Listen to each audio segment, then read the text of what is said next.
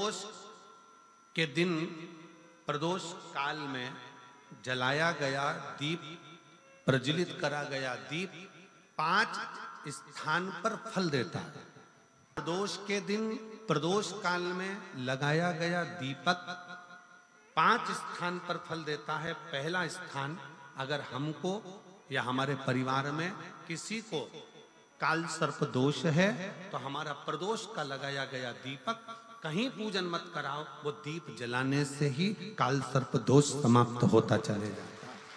दूसरा स्थान पितृदोष, अगर किसी ने कह दिया कि तेरे घर में पितृदोष है, तेरे घर में, कई लोग बता देते हैं कि तुम्हारे घर में, कई माताएं पूछती हैं मेरे घर में बेटा नहीं, मेरे घर में 3 बेटी हो गई, 4 बेटी हो गई, 5 बेटी हो गई, बेटा नहीं है, बेटा नहीं, तो किसी ने कह दिया पितृदोष है। अब तुम शंकर जी की पूजन कर रहे हो, शंकर जी पे जल चढ़ा रहे हो, शिव की स्तुति कर रहे हो, तो किसी किसी की यहाँ 3 बेटियों के बाद, 4 बेटियों के बाद, एक माता ने तो लिखा है कि उसके यहाँ 2008 में उसके घर में लड़की ने जन्म लिया था, या 2008 में उसके घर में बच्चे ने जन्म लिया था, लड़की ने। उसके बाद फिर लड़की ने जन्म लिया और उसके बाद उसके घर में कोई पुत्र का योग नहीं बना। तब उसने प्रदोष के समय पर शाम को दिया लगाना प्रारंभ करा और 2008 में बच्ची जन्मी थी और अब 2024 में उसके घर में लड़के ने जन्म लिया। कि प्रदोष काल का लगाया गया दीपक, प्रदोष काल, प्रदोष के दिन, प्रदोष काल का जो दीपदान होता है वो सरल नहीं होता, वो सहज नहीं होता, 5 स्थान की पूर्ति करता है। पहला स्थान किस चीज के लिए? काल सर्पदोष के लिए। दूसरा पितृदोष, कैसा भी तुम्हें कोई पितृदोष बता दे, कितना भी तुमसे कोई कह दे कि तेरे घर में पितृ का दोष है, तेरे घर में ये दोष है, अगर आप प्रदोष के दिन, प्रदोष काल में अर्थात सूर्य अस्त के समय के 2:45 तक का जो समय होता है, 2 घंटे के समय का, उसके अंतर्गत अगर आप प्रदोष काल के समय में भगवान शंकर को दीप लगाने के लिए अगर पहुंचे हो तो वो आपको फल देगा ही, पितृदोष का निवारण होगा ही, चाहे तुम कुछ करो चाहे मत करो, वो पितृ की शांति करा दे। दूसरे नंबर पर है पितृदोष। तीसरे नंबर पर है वास्तु दोष। हमारे घर का, अब एक बहुत सावधानी से श्रवण करने वाला विषय है, वंश की वृद्धि नहीं है। 30 वर्ष शादी के हो गए, 40 वर्ष शादी के हो गए और औलाद है ही नहीं। डॉक्टर ने भी हाथ ऊंचे कर दिए, टेस्ट पे भी करवाया, IVF करवाया, सब कुछ तुमने करवा लिया, तो भी औलाद नहीं है। तब आखिरी में एक काम चालू करो, प्रदोष का दिन दोनों पति पत्नी व्रत चालू कर दो प्रदोष का, और प्रदोष काल में शाम के समय जाकर एक ही दिए में 2 लंबी बाती जानते हो ना, रुई की लंबी कपास की बाती 2, और दोनों बाती एक ही दिए में रखकर पति पत्नी दोनों उसको प्रज्वलित करना प्रारंभ करें। बाबा संतान देकर ही रहेगा, औलाद आएगी ही। दीप की जो बाती में अंतर आ जाता है, एक गोल बाती में और लंबी बाती में अंतर आता है, बहुत अंतर आता है। पितरों के लिए गोल बाती का प्रयोग बहुत कम होता है महाराज। देवी जी के लिए, माता रानी के लिए, जगत जननी के लिए गोल बाती का प्रयोग बहुत कम होता है महाराज, ध्यान रखिएगा। एक पितर के लिए, एक जगत जननी जगदम्बा दुर्गा भवानी के लिए गोल बाती का प्रयोग कम होता है, लंबी बाती का प्रयोग ज्यादा होता है। क्यों? क्योंकि हमारे घर के कुल देवी और हमारे घर के पितर हमारे वंश की वृद्धि करें, इसलिए लंबी बाती रखी जाती है, जिससे हमारा वंश बहुत लंबा चले, बहुत उन्नति की ओर बढ़े, इसलिए लंबी बाती का प्रयोग किया। शिव महापुराण की कथा कहती है 5 जगह पर हमारा जलाया गया एक दीप जो प्रदोष के दिन प्रदोष काल में लगाया जाता है, 5 जगह पर भारी पड़ता है। पहले नंबर पर जम के बोलते जाओ, काल सर्पदोष। दूसरे नंबर पर पितृदोष। तीसरे नंबर पर घर का वास्तु दोष। हमारे घर में कितना भी वास्तु दोष है, कोई ने कह दिया यहाँ बाथरूम नहीं बनना थी, यहाँ पर शौचालय नहीं बनना था, यहाँ सीढ़ी नहीं बनना थी, वो सीढ़ी वहां बनना थी, ये सीढ़ी वहां बनना थी। तुम पूरा घर तोड़वा के देख लो, उसके बाद में जैसा वास्तु वाले वैसा करा कर देख लो, उसके बाद भी तुमको शांति नहीं मिले तो समझ लेना कि तुम्हारे घर में अब वास्तु दोष तो तुमने दिखाकर समाप्त कर लिया, फिर भी वो समाप्त नहीं हो रहा, तो प्रदोष काल का लगाया गया प्रदोष के समय का दिया आखिरी में वास्तु दोष को भी समाप्त कर देता है और उसमें भी फल प्रदान करता है। काल सर्प दोष, पितृदोष, वास्तु दोष। चौथे नंबर पर 1 रुपया कमाया, 1.25 रुपये खर्च हुआ, पैसा आया गया। ये चौथे नंबर का व्यापार में थोड़े दिन दुकान अच्छी चली, थोड़े दिन बैठ गए, थोड़े दिन काम चला, थोड़े दिन बैठ गए, गाड़ी चली, थोड़े दिन फिर बैठ गए, अर्थात हमारी फैक्ट्री थोड़े दिन चली फिर बैठ गए। कहीं ना कहीं तकलीफ, थोड़े दिन खाते थोड़े दिन रोते वाला चल रहा है। तो प्रदोष काल का, प्रदोष के समय का दिया इस दुख को समाप्त कर कर रेगुलर एक जैसी सांझी, एक जैसी लक्ष्मी की वृद्धि करते चले गए। प्रदोष काल का। और 5वें नंबर का प्रदोष काल का दिया, प्रदोष समय का दिया 5वें नंबर पर रोग का निवारण का, रोग निवारण।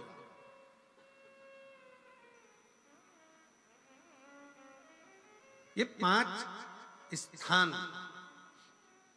जो बताए गए हैं प्रदोष काल के दिन, प्रदोष के दिन दीप प्रज्वलन के। प्रदोष व्रत का इतना महत्व है महाराज। ये प्रदोष व्रत होता क्या है? प्रदोष व्रत का महत्व क्या है? शिव महापुराण की कथा कहती है शंकर भगवान का प्रदोष का व्रत, अर्थात चंद्रदेव को जो क्षय रोग हो गया, बीमार पड़ गए, शरीर गलकर नीचे गिरने लगा, तब देव ऋषि नारद ने भगवान चंद्र को शंकर भगवान के पूजन का विधान बताया। और पूजन करते करते त्रयोदशी तिथि आ गई, जिस त्रयोदशी के दिन चंद्रदेव ने सुबह से शाम तक कुछ नहीं खाया। शाम के समय सूर्य अस्त के पहले चंद्रदेव ने स्नान किया, श्वेत वस्त्र धारण करे, और श्वेत वस्त्र धारण कर कर चंद्रदेव शंकर के शिवलिंग की पूजन करने बैठ गए। शंकर भगवान के शिवलिंग की पूजन जब चंद्रदेव ने करी, हाथ में अक्षत लेकर चंद्रदेव ने शंकर को समर्पित करे, ओम उमापति नमः कहकर जब चंद्रदेव ने शिव को समर्पित करे, भगवान शंकर त्रयोदशी के दिन प्रदोष समय में, प्रदोष काल में प्रकट हो गए। और प्रकट होकर बोले, ऐ चंद्र, तुमने आज मेरा अनुरोधन किया है, आज मेरा स्मरण किया है, जाओ आज त्रयोदशी के दिन प्रदोष काल में मैं तुम्हारे शरीर को स्वस्थ करता हूं। तब से ये प्रदोष व्रत प्रारंभ हुआ है महाराज। किसने करा है प्रदोष व्रत? भगवान विष्णु ने करा था। जब घोड़े का मुंह लगा, हयग्रीव अवतार, लक्ष्मी जी हंस दी थी तो घोड़े का मुंह भगवान विष्णु का लगा, तब भगवान विष्णु ने प्रदोष व्रत करा था। भगवान विष्णु प्रदोष व्रत 11, 26 अवश्य करना चाहिए। या तो 11 करो या 26 करो, करना चाहिए। प्रदोष कोई साधारण सा व्रत नहीं है। प्रदोष कोई निम्नता व्रत नहीं है, सहजता का। एक एक प्रदोष का महत्व शास्त्र वर्णन करता, शिव महापुराण कहती है एक एक प्रदोष का महत्व, एक एक प्रदोष। सोमवार की अगर प्रदोष पड़ती है, बहुत ध्यान से सुनना महाराज, सोमवार की प्रदोष पड़ती है तो शंकर भगवान कैलाश पर निवास करते हैं। मंगलवार की प्रदोष पड़ती है तो शिव काशी में निवास करते हैं। बुधवार की प्रदोष पड़ती है तो शिव रजत भवन में निवास करते हैं। गुरुवार की प्रदोष पड़ती है तो शिव गंगा के स्थल पर निवास करते हैं। शुक्रवार की अगर प्रदोष पड़ती है तो शिव नीलकंठ पर विराजमान होते हैं। शनिवार की अगर प्रदोष पड़ती है तो शिव शमी के वृक्ष के नीचे रहते हैं। और रविवार की जब प्रदोष पड़ती है तो शिव बेलपत्र के पेड़ के नीचे निवास करते हैं। महाराज, ये एकादशी शंकर से कह रही है कि आपका स्थान ये नहीं कि आप कैलाश पर मिले, उस वार को, उस तिथि के दिन, उस अनुकूल।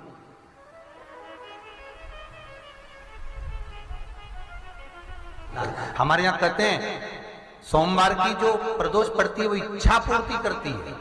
मंगलवार की प्रदोष रोग से मुक्ति देती है। बुधवार की प्रदोष कामना की पूर्ति करती है। गुरुवार की प्रदोष शत्रुओं का नाश करती है। शुक्रवार की प्रदोष सुख और शांति देती है, शनिवार की प्रदोष संतान का सुख देती है, और रविवार की प्रदोष जो काम दुनिया में कोई नहीं कर सकता वो अचूक फल की प्राप्ति रविवार की प्रदोष करा देती है महाराज। ऐसी प्रदोषों का नियम वर्णन किया चाहिए। भगवान कहते ठीक है तू थोड़ी देर खड़ी हो। एकादशी सम्मुख खड़ी हुई, पार्वती जी ने जिस अंगुष्ठ का जल पीने के लिए लिया था हाथ में, बस पीने ही वाली थी, शंकर भगवान ने वही हाथ में जल लेकर एकादशी के हाथ में उसको देकर कहा ले, ये मेरे द्वारा निर्मित एक व्रत है जिसे त्रयोदशी के दिन तूने मांगा है, मैं तुझे देता हूँ। आज इस व्रत का फल मैं तुझे प्रदान करता हूँ। अब तू जिस जीवात्मा को लेकर जाएगी उसका पाप प्रबल नहीं होगा। किसी स्त्री पुरुष बालक बुजुर्ग जो भी होगा जिसने प्रदोष का व्रत करा होगा वो जीवात्मा को तू किसी फल की कामना से नहीं स्वतः ही लेकर चली जाए, उसमें कोई कामना नहीं है। बन सके जीवन में 11 प्रदोष या 26 प्रदोष करने के बाद आप उसका उद्यापन कर कर विराम भी दे सकते, पर जीवन में एक बार प्रदोष का व्रत मौका मिले, जिस कामना से जिस दिन का भाव आपके मन में आए कि मुझे रोग से मुक्ति पाना है तो ये प्रदोष मुझे करना है, मैं रोग मुक्ति के लिए हम मंगल जो भी आपके मन में आ रहा है, संतान प्राप्ति के लिए शनिचरी प्रदोष आप उसका स्मरण करें। फिर लिखा शिव महापुराण में, बड़ा सुंदर लिखा वेद व्यास जी ने, मान लो आप प्रदोष व्रत नहीं कर सकते, आप अगर व्रत नहीं कर सकते तो प्रदोष के दिन प्रदोष काल में शाम का समय सूर्यास्त का कुछ पल कुछ घड़ी के पहले से लेकर बाद तक का प्रदोष काल के अंतर्गत आप शंकर जी के मंदिर में जाकर 1 लोटा पानी 5 बेलपत्र भी अगर समर्पित करते हैं तो संपूर्ण प्रदोष का फल आपके भाग्य में प्रबल हो जाए। शिव महापुराण में इसका लड़की को मंगल है, गुरुजी लड़के को मंगल है, क्या करा जाए? कुछ मत करो। प्रदोष के व्रतों में वर्णन किया गया है कि रवि का प्रदोष, भौम का प्रदोष, मंगल का प्रदोष, बुध का प्रदोष, गुरु का प्रदोष, शुक्र का प्रदोष, शनि का प्रदोष। जो प्रदोष पढ़ते हैं पूरे महीनों में, पूरे वर्ष में मंगल का प्रदोष निकाल कर रख लो कि मंगल का प्रदोष इस दिन पड़ रहा है, मंगल की त्रयोदशी तिथि पड़ रही है, प्रदोष व्रत मंगलवार का पड़ रहा है। और जिन लड़का लड़की को मंगल होते हैं, जिन कन्या और वर को मंगल होते हैं, केवल शंकर भगवान के मंदिर में जाकर चौमुखी दिया, 4 बत्ती का दिया आटे का, उसमें घी डालकर लड़की शंकर भगवान के मंदिर में मात्र 7 बार शंकर पे से उतार कर 3 बार स्वतः उतार कर शिव के मंदिर में रख देती है। उसका मंगल आड़े आता ही नहीं है, मंगल नहीं आता सामने। मंगल प्रदोष व्रत का इतना महत्व है महाराज। एक बात बहुत अच्छे से समझ लीजिए, जिसके घर में क्लेश होता हो, अशांति रहती हो, क्लेश रहता हो, या छोटी छोटी बात पर विवाद चालू हो जाता हो, या पति पत्नी में, परिवार में, सास बहू आदि कादिक में कहीं ना कहीं कुछ अगर विवाद रहता हो, ऐसा बेलपत्री की डंडी रहती है ना, बहुत ध्यान दीजिएगा महाराज। श्राद्ध पक्ष की कथा चल रही है, शिव महापुराण आज विराम की ओर है, ध्यान दीजिएगा। जैसे ये बेलपत्री की जो डंडी होती है, डंडी का जो भाग होता है बेलपत्री की, ऐसा बेलपत्री की 7 भाग ले लो, मतलब बेलपत्री 7 ले लीजिए। 7 बेलपत्र लेकर कच्चा जो सूत होता है ना, कच्चा सूत जो जानते हो पेड़ पौधे में माता लपेटती हैं, धागा जो होता है ना सफेद कलर का कच्चा धागा, जो बड़ में, पीपल में और आंवला आदि में लपेटा जाता है,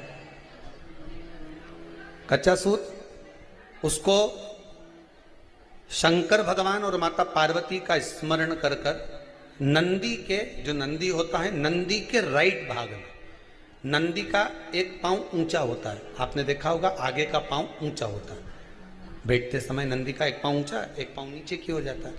तो नंदी का जहां पांव ऊंचा है उस ऊंचे पांव के पास में बैठना है। कच्चे सूत पर उस बेलपत्री के जो 7 गुच्छ हैं, 7 जो बेलपत्री के भाग हैं, 7 बेलपत्री हैं, उसको अपना नाम गोत्र स्मरण कर कर उस कच्चे सूत को लपेटना है। महाराज लाल कलर का चंदन उस बेलपत्री के पत्ते में जो अग्रभाग होता है, सबसे आगे का भाग, 7 में लाल चंदन लगाना है। महाराज उस चंदन को लगाकर आप प्रदोष के दिन, प्रदोष काल में शंकर भगवान को समर्पित अगर करते हैं तो जिस घर का गोत्र बोला है उस घर में कभी क्लेश नहीं हो सकता, वो शांति का अनुभव कर, उसमें क्लेश नहीं हो सकता। एक धागा होता है पक्का धागा, एक धागा होता है कच्चा धागा। बहुत ध्यान दीजिएगा महाराज, पक्के धागे से नहीं लपेटना सफेद। कच्चा जो धागा पीपल में, बड़ में या आंवला आदि में जो हम लोग लपेटते हैं पूजन करते समय, वो कच्चा धागा। और एक बात और आपको कहने, ध्यान दीजिएगा, अगर मान लो किसी पति पत्नी का तलाक तक की नौबत हो गई और तलाक नहीं कराना है, आपस में वापिस प्रेम बढ़ जाए, छोरी वापिस घर में रहे, बेटा उसको रखे, बहू रहे, आपस में प्रेम बढ़े, वो भले मायके चली गई हो, वो भले लड़का छोड़कर चले गया हो, अकेली रह रही हो और चाहती है कि मैं पति के साथ रहना है, तलाक नहीं होना चाहिए, हम दोनों में प्रेम रहे, वो संभाले मेरे को भी और मैं भी आदर करूं, वो भी आदर करे।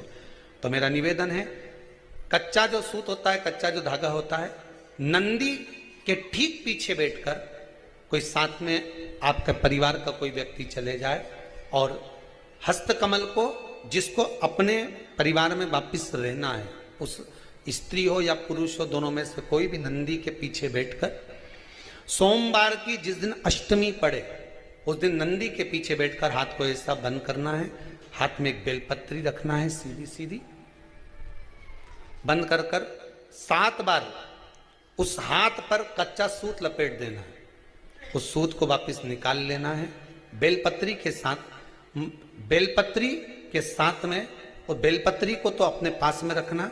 सबसे पहले माता पार्वती का जो हस्तकमल ऐसा होता है शिव मंदिर में, उस हस्तकमल में वो सूत जो आपके हाथ से निकला है वो उसमें डाल देना है, माँ जगत जननी से प्रार्थना कर कर, और जो बेलपत्री आपने संबंध को जोड़ने के लिए अपने हाथ में ली है वो शंकर भगवान के कटी भाग में, फिर निवेदन करूंगा कटी भाग को समझ लीजिए।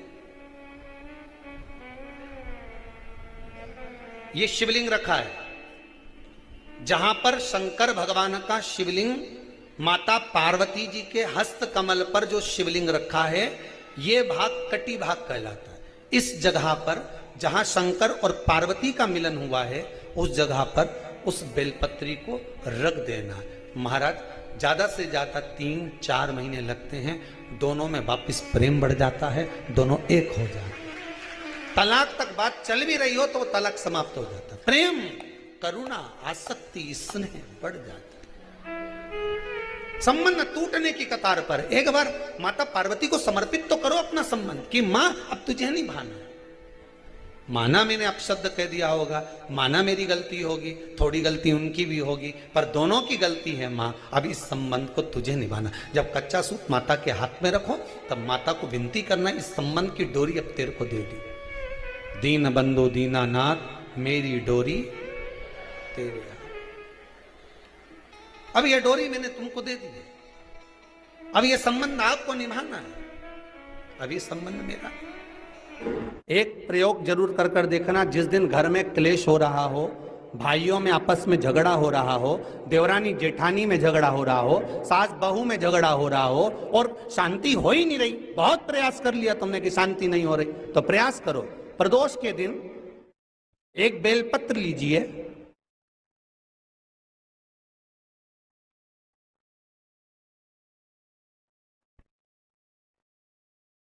प्रदोष के दिन बेलपत्र लेकर अपना जो परिंडा होता है, परिंडा जानते हो, मटका, हंडा, जहां पानी भरते हो, पितरों का स्थान, उस परिंडे को बेलपत्र छुआकर उस बेलपत्र को शंकर भगवान के ऊपर जो जलाधारी होती है, उस जलाधारी में इस डंडी को अपने घर का नाम गोत्र बोलकर उसको डाल दिया जाता है। एक लोटे पानी में थोड़ा सा शहद मिलाकर उस जलाधारी में भगवान शंकर का भृंगेश्वर नाम लेकर चढ़ा दिया जाता है। शिव जी को चढ़ाया हुआ जल उस बेलपत्र को चढ़ाकर जाइए, कितना भी तेज झगड़ा हो रहा होगा, मात्र 10 मिनट के अंदर एकदम शांत हो जाता है, झगड़ा रह ही नहीं पाता। कितना भी झगड़ा हो रहा, मात्र 10 मिनट, 15 मिनट से ज्यादा नहीं टिक सकता। पत्र खाओगे शंकर जी के मंदिर की तो मुख में जीवान छार छार हो जाती है। बोलो सही है कि गलत? प्रतिदिन बेलपत्र खाओगे शंकर मंदिर की तो मुख में कई बार छाले भी पड़ जाते हैं। सत्य है कि गलत है? शिव महापुराण की कथा कहती है अति सर्वस्व वर्जते। आपको अगर बेलपत्र खाना है, हफ्ते में 2 खाओ, हफ्ते में 3 खाओ। मुंह में अगर छार छार हो रहा है, छाले पड़ रहे हैं, तो बेलपत्र को, शिवजी की चढ़ी हुई बेलपत्र को सुखाकर चूरा बनाकर इतनी सी चुटकी भर खा लिए, पानी पी लिया। लीवर गड़बड़ हो गया है, डायलिसिस चल रहा है, किडनी गड़बड़ हो गई है, डॉक्टर बोल रहा है कि डायलिसिस करवाना पड़ेगा, तो बेलपत्री के पीछे की जो डांट होती है, जिसको आप लोग तोड़ के फेंक देते हैं, वो बेलपत्री के पीछे की जो डांट है, ये ब्रह्मा, विष्णु, महेश। समझ में आ रहा है आप लोगों को? बीच में जो डंडी दिख रही है आपको, इसके बीच में बड़ी पत्ती और 2 पत्ती के बीच में जो खाली जगह है, ये खाली जो डंडी है, इसमें 33 कोटि देवी देवताओं का स्थान होता है। किसका स्थान है? 33 कोटि देवी देवताओं। इसलिए बेलपत्र चढ़ाते समय बेलपत्र को इस जगह से पकड़कर समर्पित किया जाता है कि 33 कोटि देवी देवताओं का स्पर्श कर कर, ब्रह्मा, विष्णु, महेश का स्पर्श कर कर चढ़ाया जाता है। बेलपत्री के नीचे की जो डंडी होती है, ये 2 पत्ती से लेकर नीचे का जो भाग होता है, ये स्कंद पुराण कहती है, इसमें 64 योगनियां और मेरी माता पार्वती का संपूर्ण जितनी शक्तियां हैं, वो सारी शक्तियां इस डंडी के अंदर विराजमान होती हैं। इस डंडी के पीछे गोखरू होता है, जिसको माताएं तोड़ देती हैं।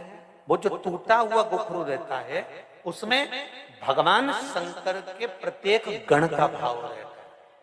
इनका काम क्या रहता है? जब शरीर में किसी व्यक्ति के जीवन में जब दुख, तकलीफ या रोग बढ़ता है, तो वो गोखरू जो नीचे का रहता है, वो टूटा हुआ गोखरू अशोक सुंदरी वाली जगह पर चढ़ाकर हफ्ते में 2 बार उसको चबा चबा कर अगर खा लिया जाए तो डायलिसिस की जरूरत नहीं पड़ती, डायलिसिस छूट जाता है, लीवर और किडनी काम करना प्रारंभ कर देते। और अच्छे से सुन लेना, अभी की अभी घर जाकर शुगर की जांच करना। शुगर कितनी भी हाई जा रही होगी, बेलपत्री के नीचे का गोखरू टूटा हुआ अशोक सुंदरी पर चढ़ाकर खाकर 5 से 7 मिनट मुंह में रख लीजिए और उसके बाद शुगर की जांच कर लीजिए, शुगर लेवल में मिलना प्रारंभ हो जाए। बेलपत्री